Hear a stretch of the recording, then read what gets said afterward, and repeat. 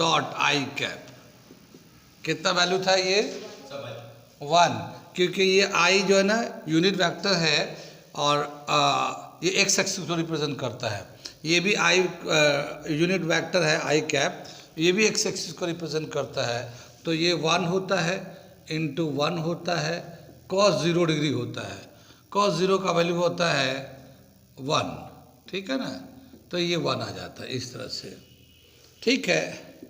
जे cap dot J cap ये भी 1 होता है हमारा, ठीक है ना। ऐसा ही के कैप डॉट के कैप कितना होता है ये 1 होता है। कितनी बात समझ में आई? आगे चले। I dot I cap dot J cap कितना 0, कैसे हो गया ये यूनिट आई कैप यूनिट वेक्टर है एक्स एक्सिस में, तो ये 1 हो गया। जे कैप ये भी यूनिट वेक्टर, इसका मैग्नीट्यूड 1 है तो इसका 1 ले लिया, और इसके बाद cos थीटा एंगल आ जाएगा, है ना। डॉट प्रोडक्ट में cos थीटा आता है, लेकिन एक्स एक्सिस आई कैप एक्स एक्सिस को दिखाता है और जे कैप वाई एक्सिस को दिखाता है। एक्स एक्सिस वाई एक्सिस के बीच में, जैसे ये एक एक्सिस एक है और इधर ये वाई है, ठीक है, तो इसके बीच में एंगल होता है 90 डिग्री। तो यहाँ पे 90 डिग्री आ जाएगा, 1 into 1 into cos 90 degree. Cos 90 degree का वैल्यू कितना होता है 0, ठीक है। तो 1 इंटू 1 इंटू 0, ये 0 हो जाता है। ये कितनी बात सुन में? आई कैप डॉट जे कैप 0 होता है, जे कैप डॉट के कैप कितना, ये भी 0 हो जाएगा, क्योंकि इनके बीच में भी 90 का एंगल होता है और cos 90 का वैल्यू 0 हो जाता है। 0 से मल्टीप्लाई करेंगे तो 0 हो जाता है।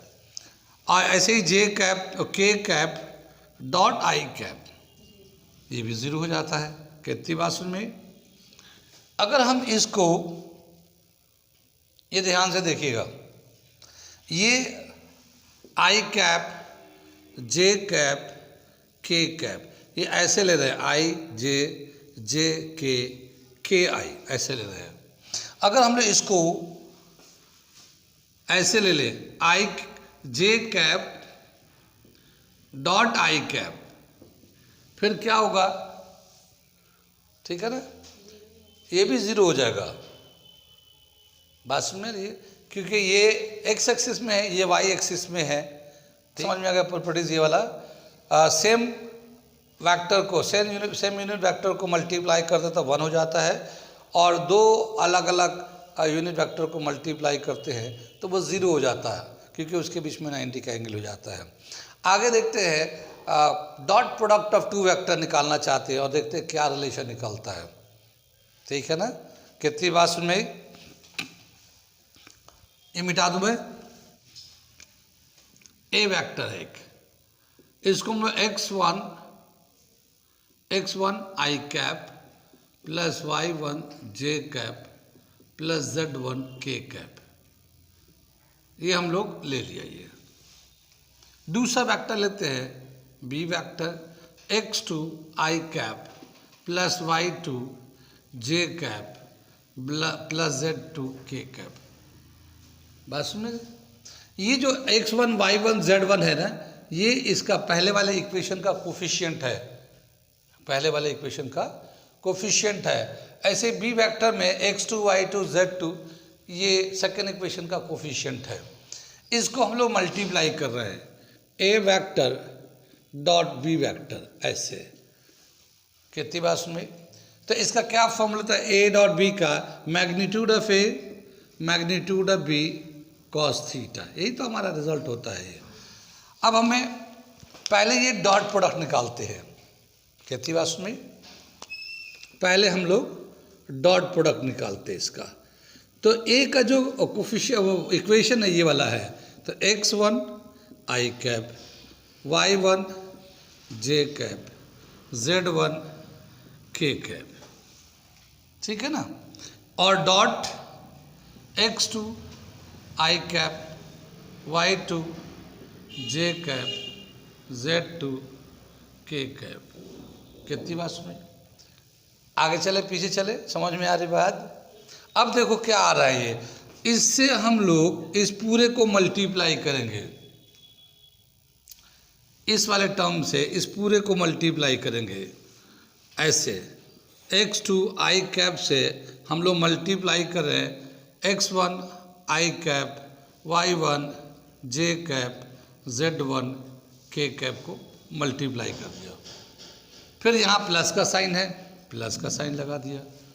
ठीक है, इस वाले टर्म से इस पूरे को मल्टीप्लाई करेंगे तो y2 j कैप से मल्टीप्लाई करें x1 i cap, y1 j cap, z1 k cap.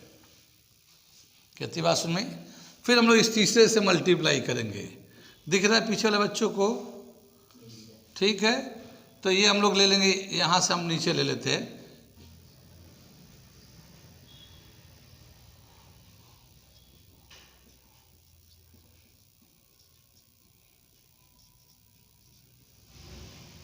ठीक है, ये तीसरा टर्म हमने मल्टीप्लाई कर दिया। आगे चले, अब देखो x2 i कैप से इसे मल्टीप्लाई x1 i कैप को, तो ये हो जाएगा ये x1 x2 i cap dot i cap, ये डॉट था ना ये, तो i cap dot i cap कितना वैल्यू हो जाएगा? 1 हो जाएगा। तो ये 1 कर लिया हम लोगों ने, फिर ये यहाँ लिख दिया। ठीक है, आगे चले हम लोग। x1 x2 1 लिख दिया इसे, फिर ये कर लेते हैं आगे। इससे हम लोग इसको मल्टीप्लाई करेंगे, कितना हो जाएगा वैल्यू? देखो i cap dot j cap, तो 0 आएगा, बाकी ये नंबर है तो इसको मल्टीप्लाई तो ये भी 0 हो जाएगा, तो ये पूरा ही 0 हो जाएगा हमारा। ठीक है, इससे फिर इसको मल्टीप्लाई z1 को, ये क्या हो जाएगा? i cap dot j cap, ये भी 0 हो जाएगा, क्योंकि 90 का एंगल है तो ये दोनों ही 0 हो जाएगा। कितनी बात सुन में। आगे चले, अब हम लोग इसको इससे मल्टीप्लाई करेंगे तो गो j cap dot i cap कितना होगा? 0 हो जाएगा, और फिर 0 से इन सबको मल्टीप्लाई तो सब 0 हो जाएगा, तो ये 0 हो गया। ठीक है ना, ये y2, अब इसको y से मल्टीप्लाई करेंगे तो ये j cap dot j cap आएगा, वो 1 हो जाता है, तो ये आएगा y1 y2 इंटू 1। फिर इसको हम लोग इससे मल्टीप्लाई करेंगे तो j cap dot k cap आ जाएगा, वो 0 हो जाएगा, पूरा ही 0 हो गया, तो ये 0 हो गया तीसरा भी। आगे चले हम लोग, ये z2 k कैप, इसको i cap, k cap i cap 90 का एंगल होगा, cos 90 0 हो जाएगा, ये 0 हो जाएगा। ठीक है ना, फिर k कैप j कैप, ये भी 90 होगा, ये भी 0 हो जाएगा। कितनी बात सुनिए।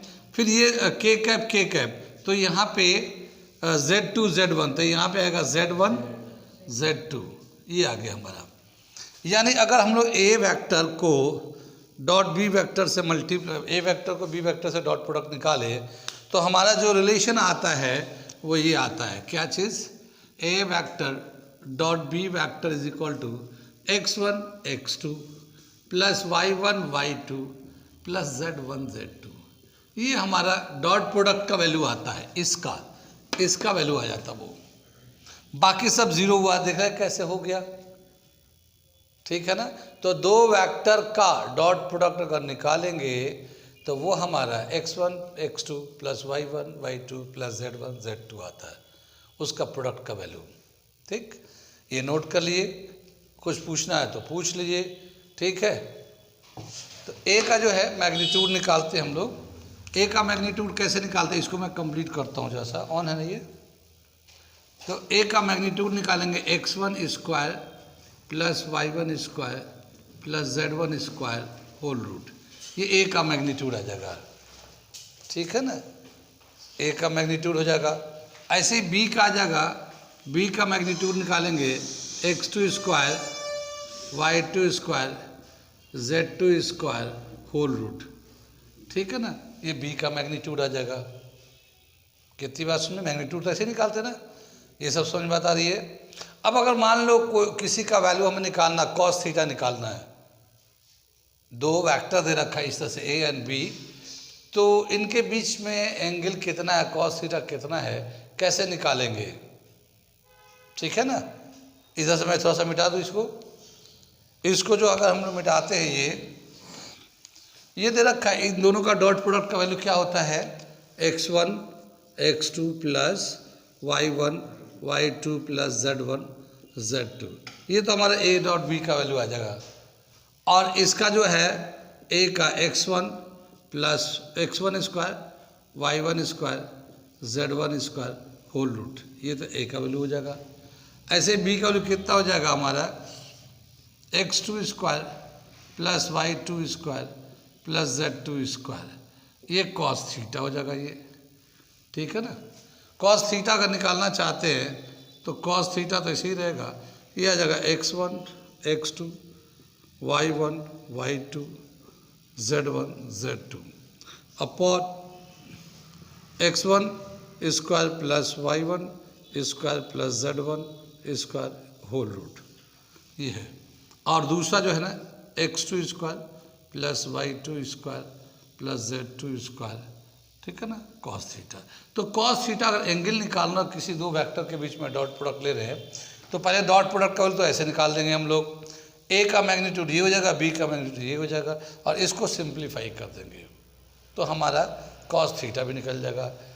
ये समझ में आया a डॉट b का कैसे क्या क्या करते हैं हम लोग।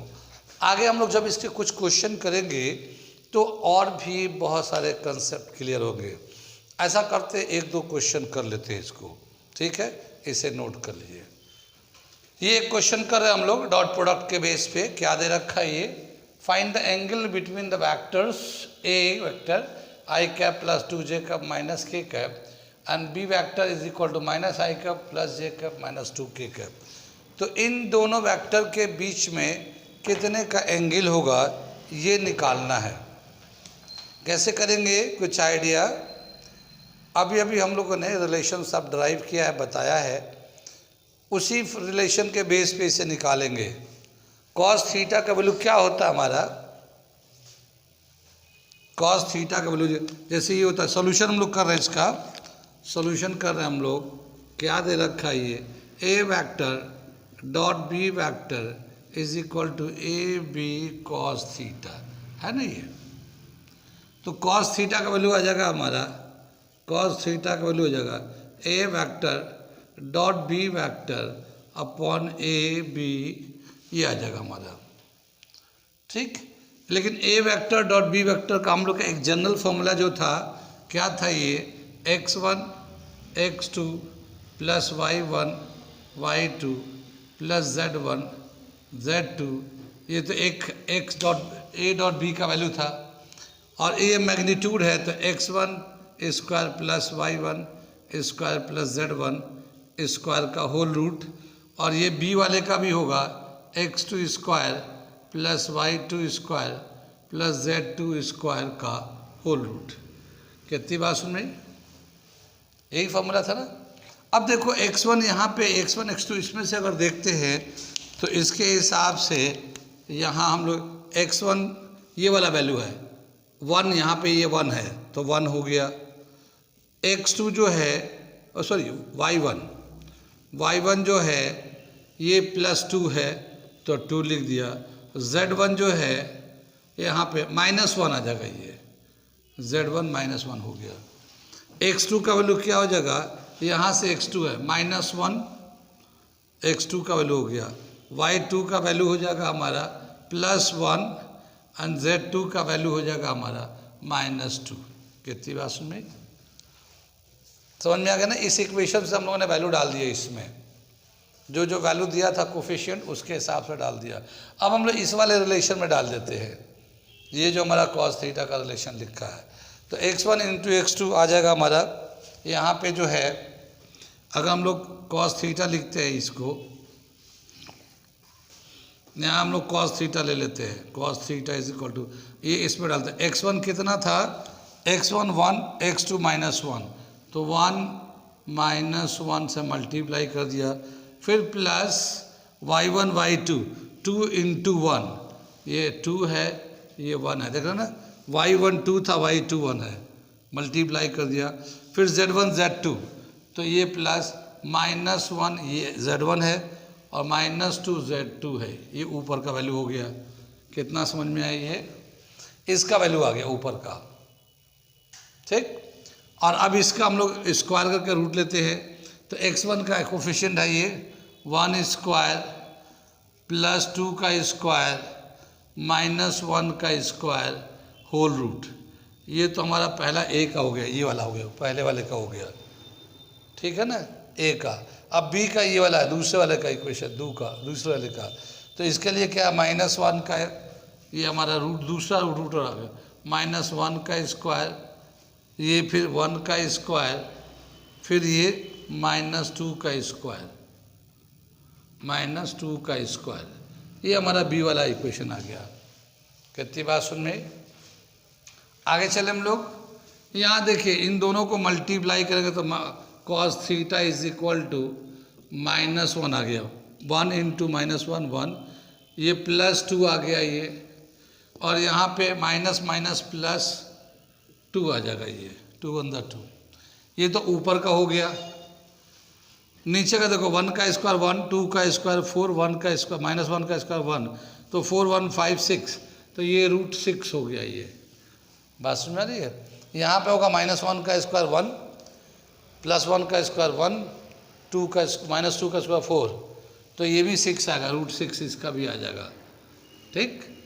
ये देखो 2 + 2 4 में से 1 चला जाएगा, 3 हो जाएगा, और √6 तो 6 हो जाएगा, ये रूट कैंसिल हो जाएगा। ये आ जाएगा cos थीटा, ये 1/2 कॉस में कितने एंगल का वैल्यू 1/2 होता है, ठीक है ना। कॉस जो है कितने का एंगल का वैल्यू 1/2 होता है, cos theta is equal to cos 60 degree, इसका वैल्यू होता है 60 का 1/2। दोनों तरफ cos को इक्वेट कर देते हैं, theta is equal to 60 degree, ये हमारा आंसर हो जाता है। यानी ए वेक्टर और बी वेक्टर के बीच में आपस में 60 डिग्री का एंगल है, जो ये दे रखा है। कितना समझ में आई? ये आ रहा है कुछ कुछ समझ में? अगर सवाल दूँ तो कर लेंगे आप लोग पक्का, ठीक है। इसे मैं मिटा के दूसरा क्वेश्चन देता हूँ, करता भी हूँ।